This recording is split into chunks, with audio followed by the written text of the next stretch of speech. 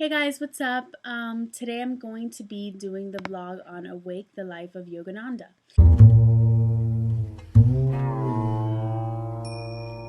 So the first thing I want to talk about is how documentary can be used as a storytelling tool. This documentary in particular, I thought it was really interesting and cool how they worked with the aspects of a documentary, which is, bringing factual information to an audience, as well as mixing it in to make it a narrative. It was the story of his life. The narration of the documentary was actually portraying Yogananda's voice. The narrator was speaking his words and ideas and ultimately, telling the story of his life. I thought it was interesting how there were actors used to portray his early life as well as actual real footage of Yogananda going through his teachings in the world. And this definitely gave credibility to the story that was being told in the documentary because, they would talk about something and they would show the actual real footage or a real photograph of Yogananda. I think that overall the documentary did a great job of portraying Yogananda as this spiritual person who sought to teach the world how to connect with their own divinity. An interesting quote that I found from the film was, "We all believe that there's more to life than we experience every day." And, this documentary really encompasses that quote.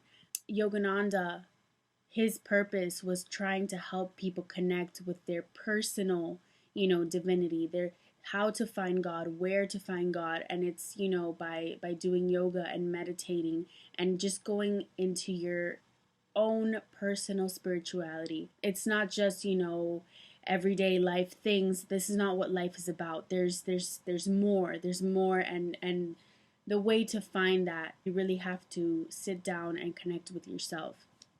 So Yogananda was considered a spiritual genius, and I wanted to talk about how I wouldn't say necessarily that this is the adventure of the hero or anything like that, but he was definitely heroic.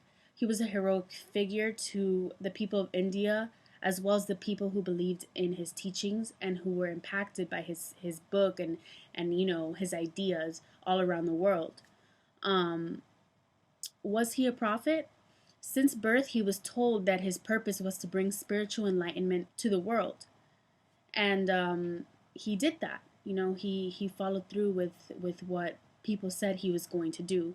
So yes, I do think that in a way he is a prophet because, this was prophesized and it happened. Yogananda expanded consciousness through yoga. So he helped people overcome, the restlessness of the mind and body by concentration techniques. So in that case, these techniques, is yoga a ritual? It is a spiritual, mental, and physical discipline that is used to awaken your soul. So in a way, I do think that it is a ritualistic, kind of practice.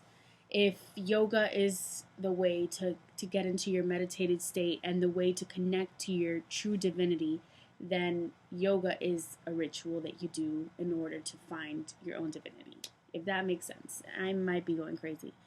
And by expanding consciousness through yoga, with teaching people from around the world to do this, it achieved astonishing results, and people were just blown away by him, especially the people in Los Angeles, as we saw in the documentary. Those people were more open and they were very, intrigued by him and his ideas. He essentially taught people where to go within themselves to experience God, and that's what everybody wanted. Everybody wanted to expand their spirituality and learn more about this. So eyes were a very big symbol in the documentary. Yogananda's eyes are very powerful, and anybody that met him, knew that. His eyes would look into people's souls.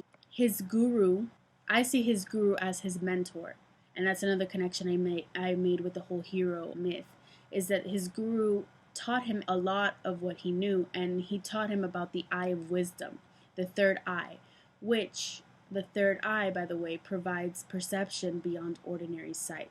So beyond, what we see, the third eye is just like, it opens your mind to a new, way of perceiving life and everything. So his guru was very influential in Yogananda's life. So Yogananda unified people regardless of their religion, and that's what I thought was very cool about him and very, just like awesome, because people of different religions, it's hard for them to come to, an agreement based on spirituality and things of that nature, because everybody, different religions believe their own thing, and a lot of people become very, judgmental of other religions. And so I think it's cool that he unified them regardless of their religion to connect to their own divinity, their own spirituality. It's something that's universal that everybody can connect to. So he taught people how to live. He had this how to live school in India that taught the art and science of yoga. But he did feel this calling to America because he wanted to spread his word even more to more people and teach more people around the world. So he did actually face some skepticism that came in the form of yellow journalism about him and his teachings, whether it was right or wrong. The whole thing with the love cult about him and his friend, corrupting women, and his friend ended up actually suing him, and that friendship was over, and that was definitely, not a very good time in Yogananda's life. But there were still people that were devoted to his teachings and that still believed in what he was trying to say and his ideas. And that was definitely not, the end of Yogananda.